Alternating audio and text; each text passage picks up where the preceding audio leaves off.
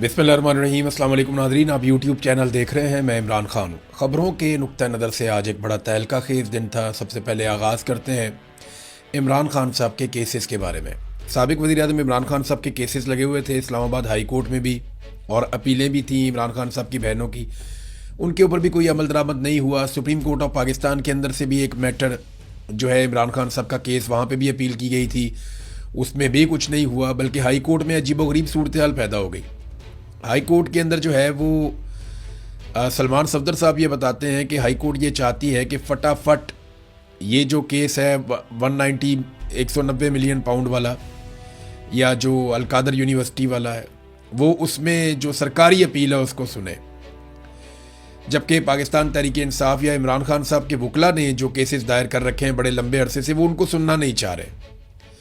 मिसाल के तौर पे सलमान सफदर का कहना है कि इस केस की अपीलें हाई कोर्ट क्यों जल्दी सुनना चाहती है, जबकि इससे कबल 5 अगस्त 2023 तोशाखाना फौजदारी केस की अपील अभी तक नहीं लगाई गई। वो 2023 वाले केस की अपील नहीं लगी अभी तक, और ना ही वो सुनी जा रही है।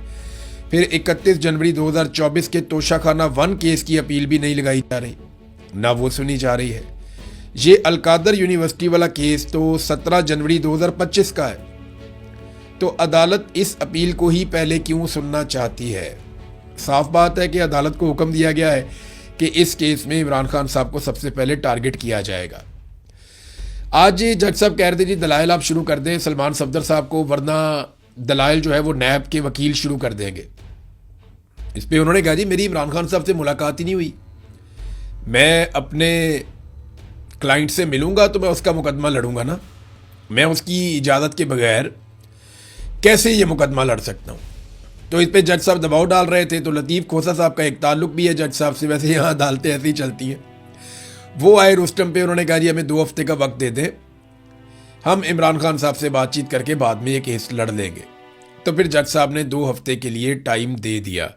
तो अब फिलहाल 2 हफ्ते की यहाँ पे एक टाइम ड्यूरेशन मौजूद है पाकिस्तान तहरीक इंसाफ के वकला के पास। सुप्रीम कोर्ट ने सजा मुअत्तली के इस्लामाबाद हाई कोर्ट का जो फैसला है, क्योंकि इस्लामाबाद हाई कोर्ट ने सजा मुअत्तली का मामला नहीं सुना ना इमरान खान साहब का, वो कह रहे हैं जी हम मेन अपील सुनेंगे, जो हुकूमत चाहती है वैसे करेंगे।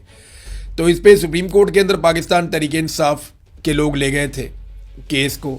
इमरान खान और बुशरा बीबी की अपीलें वहाँ चली गई थी। तो उस पर सुप्रीम कोर्ट ने एतराज़ आयद कर दिया और दरखास्तें वापस कर दी। एतराज़ यह आयद किया गया कि नैब कवानीन में तरमीम के बाद ये जो मरकज़ी अपील समेत जो सज़ा मुअत्तली का मामला है, ये वफाकी आइनी अदालत सुन सकती है, लिहाजा अब आप इस मामले को आइनी अदालत में ले जाएं। सलमान सफदर इस फैसले पर यह कहते हैं कि जमानत का मामला सुप्रीम कोर्ट सुन सकती है। तो जनाब रजिस्ट्रार ऑफिस के एतराज़ात के खिलाफ वो कह रहे हैं जी हम चैम्बर में अपील दायर करेंगे। लेकिन आप देखें ना निज़ाम कैसे काम करे, वो कह रहे आइनी अदालत में ले जाओ। अब आइनी अदालत वो है जो गैर आइनी एक तरमीम जो की गई आइन के अंदर, जिसमें आइन का हुलिया बिगाड़ दिया गया, उसके नतीजे में एक मिलिट्री एस्टेब्लिशमेंट ने अपनी मर्जी की अदालत बनाई थी, आइनी अदालत। और वो आइनी अदालत इसलिए बनाई थी ताकि किसी किस्म की प्रॉब्लम मिलिट्री एस्टेब्लिशमेंट को अहम केसेस में ना हो। अब वो कहते हैं जनाब कि जो केस हमारी मर्जी का है वो उस अदालत में शिफ्ट करो। तो ये एतराज़ आ गया सुप्रीम कोर्ट से, ये आपके सामने है।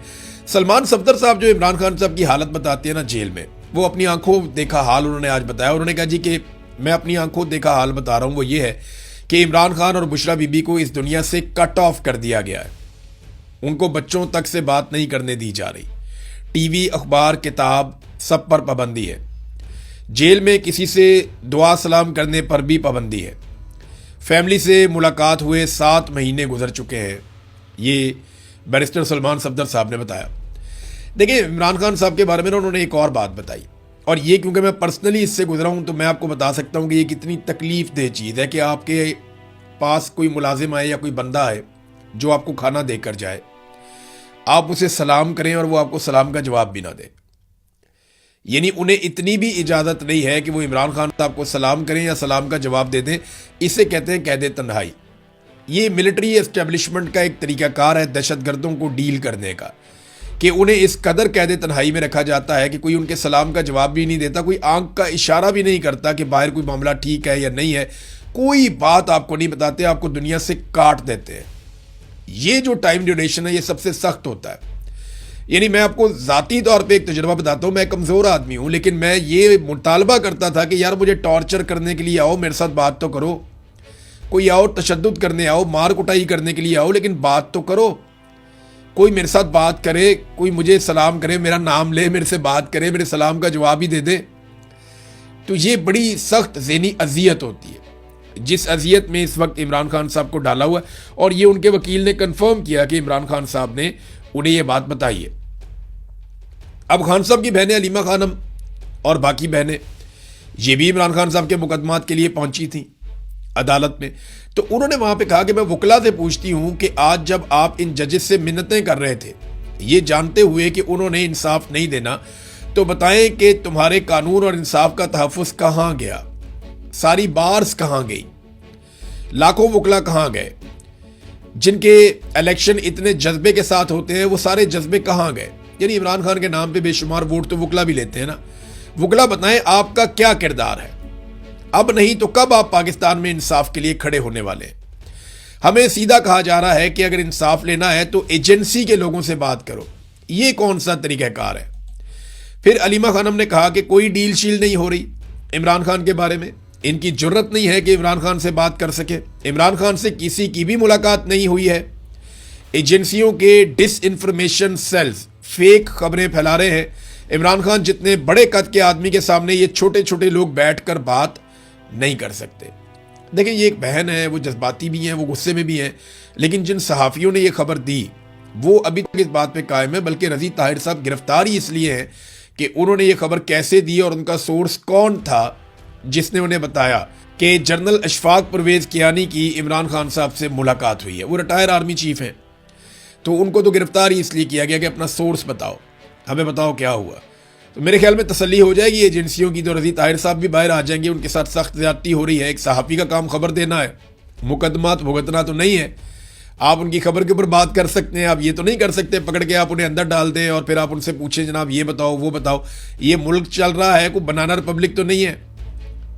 ये मुल्क चल रहा है, इसमें इदारे इस तरीके से काम करेंगे तो फिर मुल्क एक इंच भी आगे नहीं बढ़ेगा। फिर अलीमा खानम से सवाल किया गया कि आप मुज़ाकरात की राह में कोई रुकावट है।